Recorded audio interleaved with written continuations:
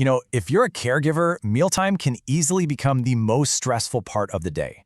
So today, we're going to explore a really gentle but incredibly powerful approach to bring back a little bit of structure and a whole lot of peace. Does that sound familiar? I'm willing to bet it does. It's a phrase that comes from a place of deep love and concern, but it's just full of frustration. It's the sound of a caregiver watching the clock, worrying about nutrition, and feeling totally helpless as a meal just seems to drag on forever. And listen, if that's you, you are so not alone. But here's the most important thing to understand right from the start. What looks like stubbornness, what feels like resistance, it's almost never that. It's a signal of something much deeper going on inside the brain. So, this brings us to what we might call the unending meal. Just imagine Mrs. F from our source material. Her oatmeal is sitting there untouched. She might lift a spoon, then put it down, she'll look out the window, and every time her daughter tries to nudge her, it just seems to make things worse. So, what is really going on? Okay, let's try to decode what's happening in that delay. And this really does require a big shift in how we think about it. This isn't a battle of wills. It's a matter of cognitive overload. Their brain is just struggling to keep up. It's pretty wild when you actually break down something we do without even thinking. For us, eating feels like one single action. But for an aging brain, it's actually a really complex chain of at least 6 separate steps. And any single link in that chain can break. And this is why it breaks. It's called cognitive load. Think of it like a computer with too many programs open.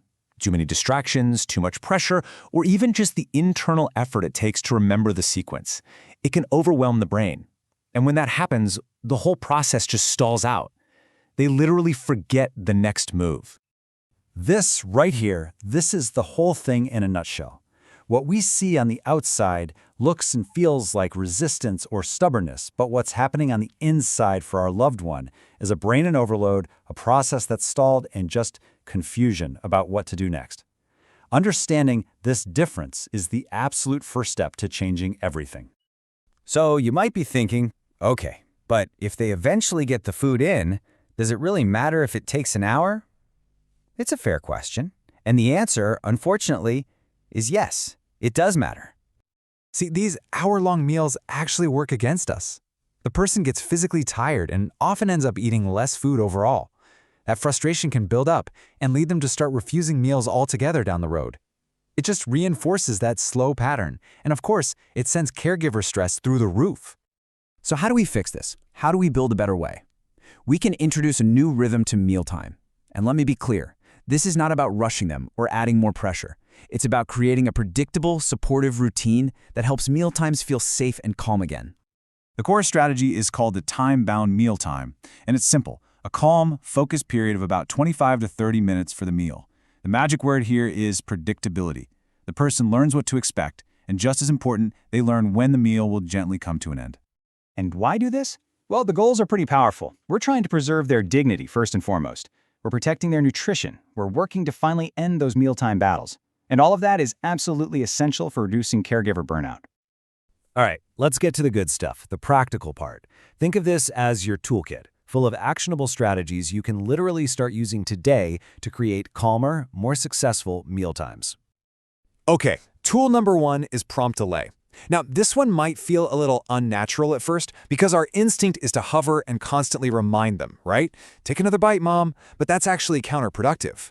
Prompt delay is the art of giving a single cue and then just waiting, giving their brain the space it needs to process that cue and start the action all on its own. So how long do you wait? Here's your magic number, 10 to 15 seconds. After you give a cue, like pointing to the spoon, just silently count to 15. I promise you, it's going to feel like an eternity at first, but that little pause is exactly where their independence gets a chance to kick in. Next up, tool number 2, focus on visual cues over verbal ones. Words like, come on, you need to eat, require a lot of brain power to process. But a simple visual cue, like tapping the table next to the plate, or even taking a bite of your own food to model it, that bypasses all that complicated language processing. It's just much more direct and way more effective. Here's another really simple but powerful tool. A big plate piled high with food can be super overwhelming to look at. So, simplify the visual. Use a smaller bowl. Maybe only put 1 or 2 food items on the plate at a time. You can always give them more after they finish the first bit. This reduces that cognitive load in a huge way. Okay, so what do you do in that exact moment when the chain breaks and they just stop? Spoon halfway to their mouth? Yep, there's a tool for that too. The key here is to pace with them, not at them. Match their calm energy. If they're frozen, you can gently model one bite yourself to kind of restart the sequence for them. Or you could offer a really simple choice. Something like, would you like the fruit or the oatmeal first? Can be just enough of a spark to re-engage a stalled brain. And this might be the most important tool in the whole box. When that 30 minutes is up, or it's just clear the meal is over, you have to end it gently. Using a phrase just like this one takes all the pressure and judgment out of the equation. It reframes the end of the meal as a compassionate, caring decision, not as a failure. So let's bring this all together. When you boil it all down, the single most powerful idea behind all of these tools is just one word: predictability. When a routine is predictable, anxiety goes down and cooperation goes way up. It's that simple. So if you're going to remember anything from this, let it be these 4 things. 1. Reframe slow eating. It's cognitive overload, not resistance. 2. Build that predictable 25 to 30-minute routine. 3. Use your gentle tools, like waiting those 10 seconds, and using visual cues.